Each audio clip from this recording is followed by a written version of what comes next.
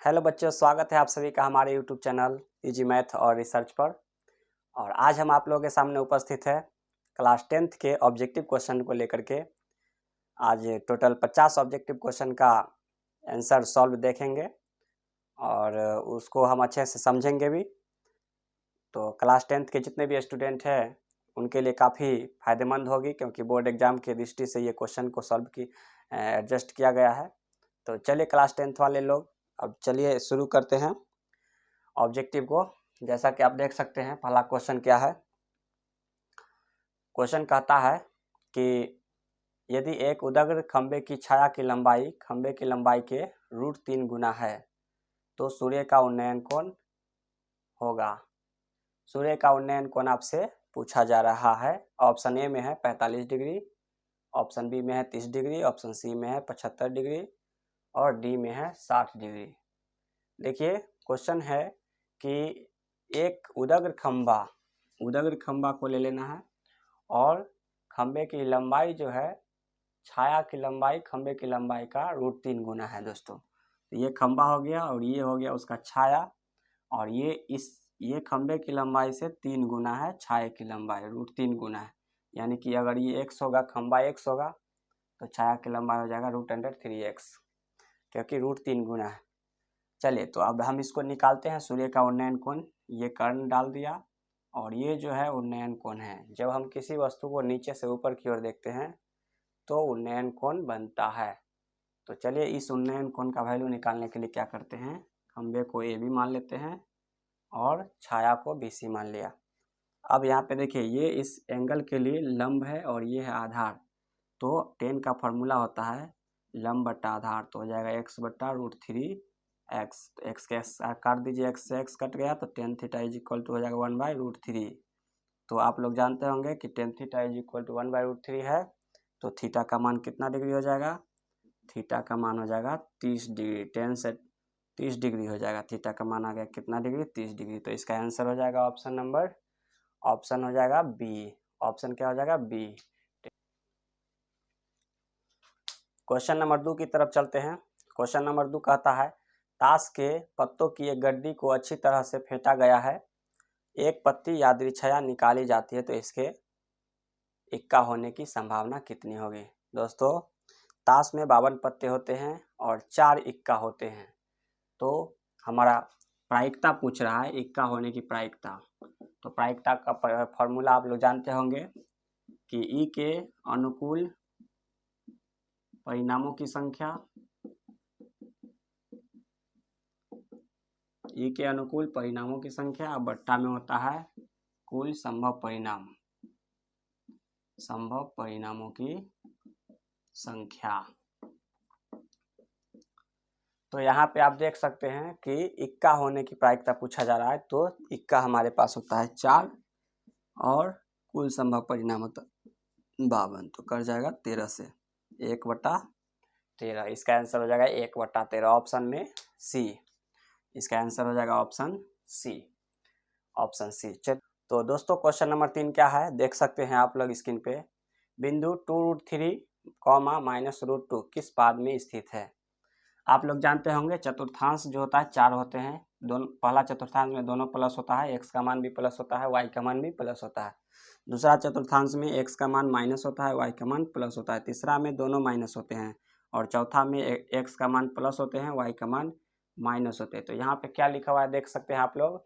यहाँ लिखा हुआ है 2√3 और -√2, तो यानी कि एक प्लस में है और एक माइनस में है, तो ये हो जाएगा चतुर्थ में। इसका आंसर कौन सा हो जाएगा दोस्तों, चतुर्थांश, जो कि ऑप्शन नंबर डी। चलिए क्वेश्चन नंबर 4 की तरफ चलते हैं। क्वेश्चन नंबर 4 कहता है दोस्तों कि निम्न में से कौन किसी घटना की प्रायिकता नहीं हो सकती है। किसी घटना की प्रायिकता 1 से ज़्यादा नहीं होता है, तो इसका आंसर हो जाएगा ए। ऑप्शन ए हो जाएगा 3.5। ये किसी घटना की प्रायिकता नहीं हो सकती है। चलिए क्वेश्चन नंबर 5 की तरफ। क्वेश्चन नंबर 5 क्या कहता है आप देख सकते हैं। क्वेश्चन नंबर 5 कहता है यदि tan थीटा बराबर 3/4 हो तो sin थीटा का मान क्या होगा। दोस्तों, tan थीटा का मान दिया हुआ है 3/4 और हमसे पूछ रहा है sin थीटा का मान क्या होगा। तो आप जानते होंगे कि tan होता है लंब बटा आधार। लंब बटा आधार 3/4 दिया हुआ है, जो जब 3 और 4 लंब आधार दिया हुआ है तो कर्ण हो जाएगा 5, और साइन का फॉर्मूला होता है लंब बटा कर्ण, तो लंब हो जाएगा 3 और कर्ण हो जाएगा 5, तो इसका आंसर हो जाएगा option number D. Option number D हो जाएगा दोस्तों, डी में दिया हुआ है 3/5। चलिए क्वेश्चन नंबर 6 को देख सकते हैं। क्वेश्चन नंबर 6 कहता है cos 90 - a, तो आप लोग जानते होंगे cos 90 - a बराबर होता है sin a, तो इसका आंसर हो जाएगा ऑप्शन बी sin a। चलिए क्वेश्चन नंबर 7 की तरफ चलते हैं। क्वेश्चन नंबर 7 कहता है निम्न में कौन अपरिमेय नहीं है। निम्न में कौन अपरिमेय नहीं है, देख सकते हैं दोस्तों। ऑप्शन ए में है √10 जो कि अपरिमेय है। ऑप्शन बी में है √24 जो कि अपरिमेय है। √35 जो कि अपरिमेय है। और डी में है √121। √121 का मतलब होता है उसका वर्गमूल 11 होता है, तो इसलिए ये परिमेय संख्या हुआ, तो आंसर हो जाएगा √121 जो कि अपरिमेय संख्या नहीं है। चलिए क्वेश्चन नंबर 8 की तरफ चलते हैं। क्वेश्चन नंबर 8 की तरफ चलते हैं।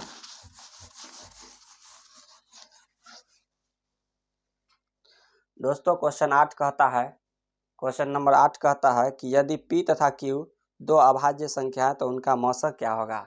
आप जानते होंगे अभाज्य संख्या ऐसी संख्या जिसमें एक और स्वयं को छोड़कर किसी दूसरे संख्या से भाग नहीं लगती है, उसे अभाज्य संख्या कहते हैं। तो यहाँ पे बोल रहा है कि P और Q दोनों अभाज्य संख्या है, तो इसका मौसक क्या हो जाएगा। तो दोस्तों अभाज्य संख्या रहेगा दोनों, जैसे 2 और 3 अभाज्य संख्या है, और इसका मौसक कितना हो जाएगा 1 हो जाएगा। इसका मौसक हो जाएगा 1, यानी कि दो अभाज्य संख्याओं का मौसक जो है 1 हो जाएगा। चलिए 9 नंबर क्वेश्चन की तरफ चलते हैं।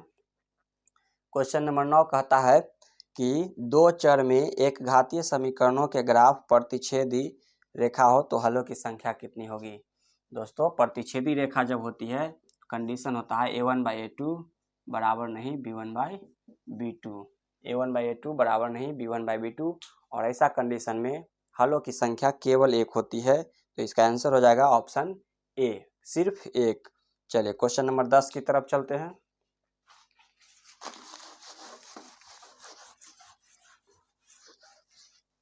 दोस्तों क्वेश्चन नंबर 10 कहता है कि P क्या कहता है कि P -4,2 और Q 8,6 को मिलाने वाली रेखाखंड के मध्य बिंदु के नियामक क्या होंगे।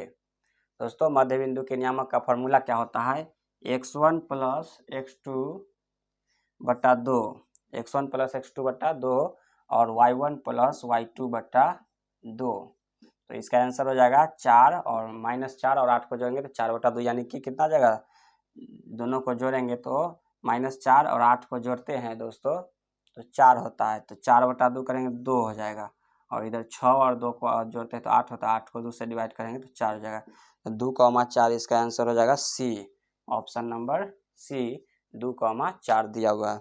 चलिए आगे बढ़ते हैं क्वेश्चन नंबर 11 की तरफ। 11 क्वेश्चन आप देख सकते हैं sin square theta plus cos square theta का मान पूछा जा रहा है, और इसका आंसर हो जाएगा 1। sin square theta plus cos square theta 1 होता है, sec square theta minus tan square theta 1 होता है, और cosec square theta minus cot square theta 1 होता है, तो इसका आंसर हो जाएगा 1।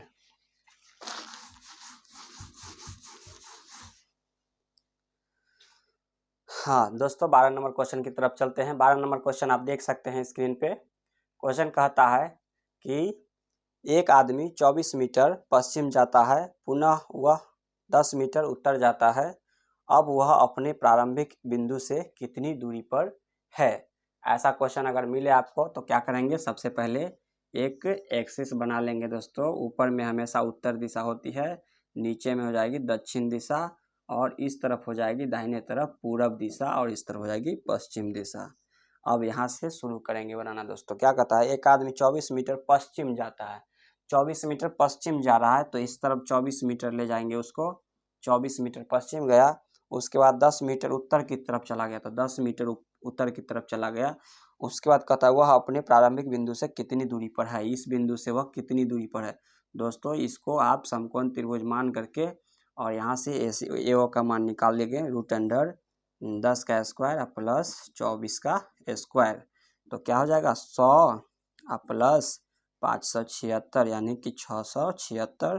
दोस्तों इसका आंसर हो जाएगा 676 का वर्गमूल हो जाएगा 26, जो कि ऑप्शन नंबर सी में है। तो इसका ऑप्शन नंबर सी आंसर हो जाएंगे। क्वेश्चन नंबर 13 की तरफ चलते हैं।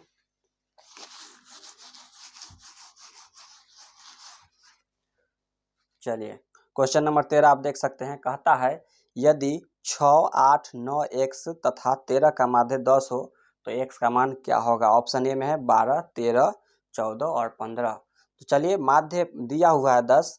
माध्य का फॉर्मूला आप लोग जानते होंगे कि जितनी प्रेक्षण में जितनी संख्या रहेगी सबको जोड़ देते हैं और प्रेक्षणों की कुल संख्या से डिवाइड कर देते हैं।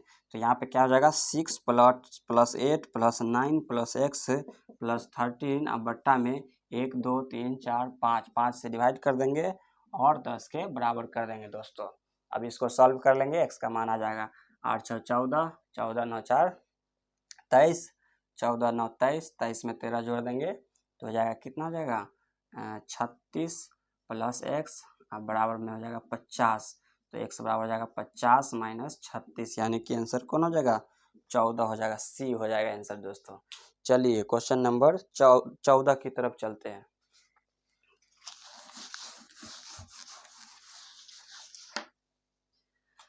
तो क्वेश्चन नंबर 14 आप देख सकते हैं स्क्रीन पे, कहता है यदि 5 cos थीटा बराबर 3 हो तो 3 tan थीटा का मान क्या होगा। दोस्तों 5 cos थीटा बराबर 3, तो आपसे पूछा जा रहा है 3 tan थीटा का मान क्या होगा। तो आप यहाँ से देख सकते हैं cos थीटा हो जाएगा 3/5। cos का फॉर्मूला होता है आधार बटा कर्ण, यानी आधार दिया हुआ है 3 और कर्ण दिया हुआ है 5। तो हमें निकालना होगा लंब, जो कि पाइथागोरीय त्रिक से 4 हो जाएगा लंब। तो लंब हो गया 4। अब इसमें जो है tan थीटा का फॉर्मूला में डाल देंगे, जो कि होता है लंब बट्टा आधार। तो लंब हो गया हमारा 4, आधार हो गया 3, 3 से 3 कट जाएगा। ऑप्शन में दिया हुआ है सी में 4, तो आंसर हो गया 4। चलिए दोस्तों क्वेश्चन नंबर 15 की तरफ चलते हैं। दोस्तों क्वेश्चन नंबर 15 कहता है निम्न में कौन द्विघात समीकरण नहीं है। द्विघात समीकरण वही होता है, वैसा समीकरण जिसमें चर राशि का अधिकतम घात 2 होती है, उसे द्विघात समीकरण कहते हैं। तो देखिए ऑप्शन में ए में क्या कहता है x+2 का होल क्यूब और इधर लिखा हुआ है x इंटू x²-1। तो दोस्तों इसको जब तोड़ेंगे तो x³ दोनों तरफ आ जाएगा, तो x³ से x³ कट जाएगा, तो हमारे पास द्विघात समीकरण ही बचेंगे। चलिए क्वेश्चन बी में कहता है x+1 का होल स्क्वायर प्लस बराबर 2 इंटू x-3। तो इसको जब सॉल्व करते हैं तो ये द्विघात समीकरण ही होगा, द्विघात समीकरण जिसका घात 2 हो। सी द्विघात समीकरण होगा। डी में देख सकते हैं x² प्लस 1/x² बराबर 2।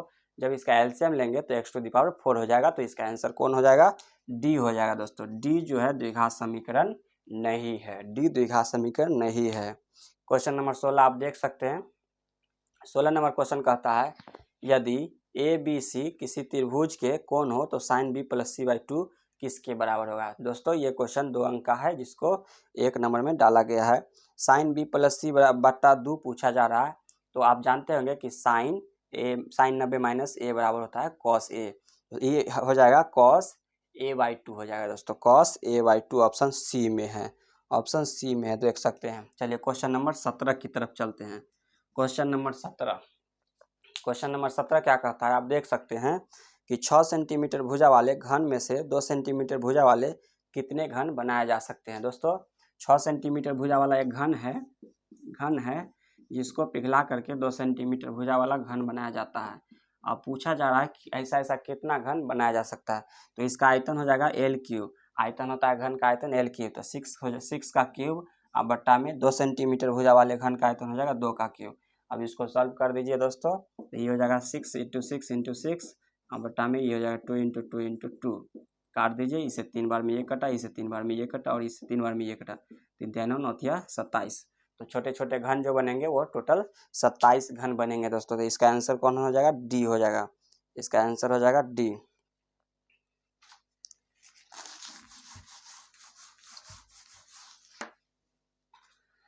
दोस्तों क्वेश्चन नंबर 18 की तरफ चलते हैं। px = x² - 3x - 4 का एक शून्यक पूछा जा रहा है।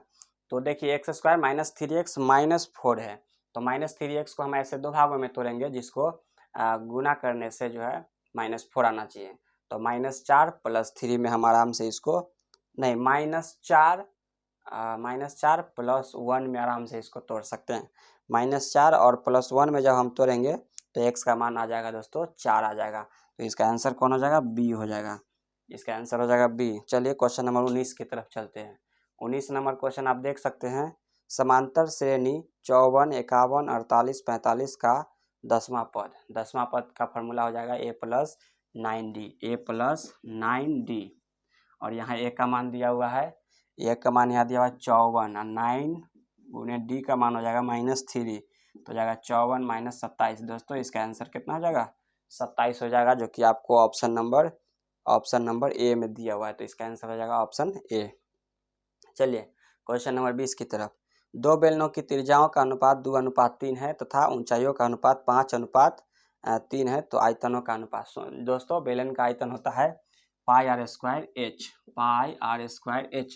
क्योंकि 2 बेलन है तो इसको हम कर देते हैं πr1² h1, इसको कर देते हैं πr2² h2।